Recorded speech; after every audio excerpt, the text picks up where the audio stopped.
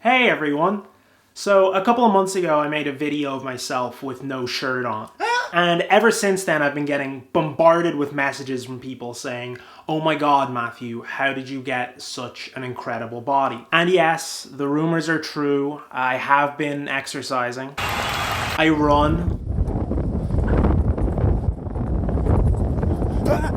I lift weights. Yeah, I'm still about. Don't watch the hype. Right! Next hype! This is for my fans, them, you get me? One man still spitting, it's a 10, you get me? What kind of things that you have? When I find out, don't expect me to stop. And most importantly, I exercise my rights as a citizen.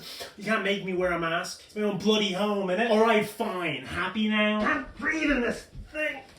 But what is exercise? From the dawn of time, man has exercised for one reason and one reason alone. To be hot, and by extension, better than others. Yay! In fact, back in biblical times, God invented predators so that animals would have to keep running all the time and look their hottest. This makes sense when you think about how all the fastest animals are also the sexiest. Baby, I can make that pussy rain off. There's a common myth that people sometimes exercise to stay healthy. But that's crazy, you know, because I once knew this guy, took incredible care of himself, jogged every day, ate nothing but vegetables and mixed nuts, and he got stabbed to death when he was 30. And then I knew this other guy who smoked a pack a day, took terrible care of himself, you know, never worked out a day in his life, and he didn't get stabbed to death until he was 35. Explain that, science. I started working out in the middle of the first lockdown because I think I was starting to go a little crazy. You have to work on yourself after you're dead, Iris? It seemed a bit much, like having to continue a diet or... That way the sun again. I looked it up, and apparently exercise is a thing that can make your brain less angry at you for existing.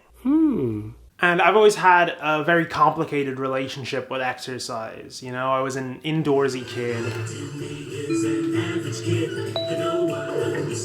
I remember when the kids in my estate used to play football with jumpers for goalposts, and they were picking the teams, it would always just be me and this kid Gavin left waiting to be picked. And they'd always pick Gavin. Well, hey. And then the other team would pick one of the jumpers, so I had to be the goalpost.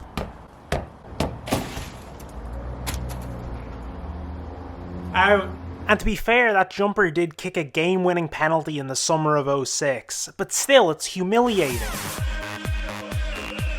But the thing is, my dad always wanted me to be good at sports. You know, he was a champion swimmer, so every week he used to bring me down to the pool for training. Were you born a fat, slimy scumbag, you piece of shit, or did you have to work on it? And I never had the courage to stand up for myself, you know? And I don't know why that is. Maybe it's because I'm naturally averse to conflict. Maybe it's because I was 5 and he was a 300-pound tax attorney. I guess we'll never really know. How little we know. But I used to have these subtle ways of getting back at him. You know, like he'd be in the water screaming at me, "Go faster, go harder." So I peed in the pool. I figured some of it probably drifted onto him, and that was my form of rebellion. Then I got a little older and started to play rugby. And it was the same thing. He came to all my games, and he had a nickname for me around that time. It was, for fuck's sake, Matthew.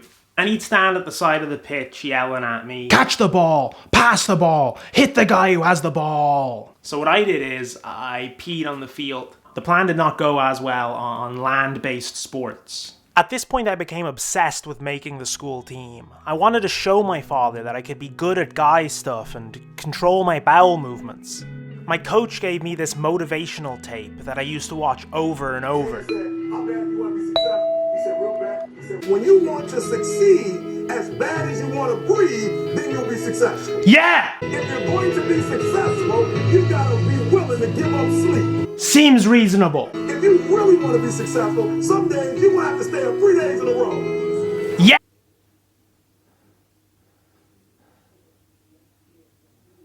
Success! Needless to say, I did not make the team. But you know, I actually took it pretty well. 'Cause I kill so many.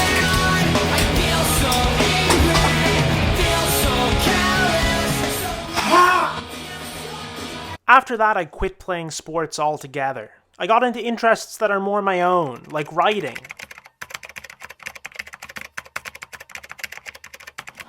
And watching movies.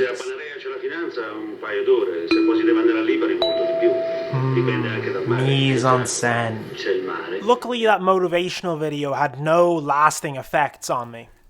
Must write jokes to have value. Eventually, I moved to Chicago to become a stand-up comedian. And my parents, though, didn't want me to go. My dad wanted me to stay home and take over the family business, reproducing and dying.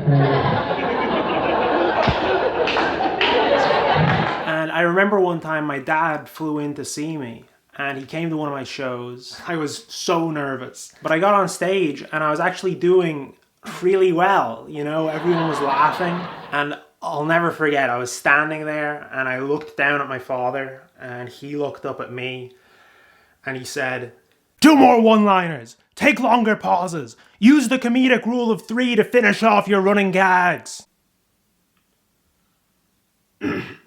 So I peed myself on stage.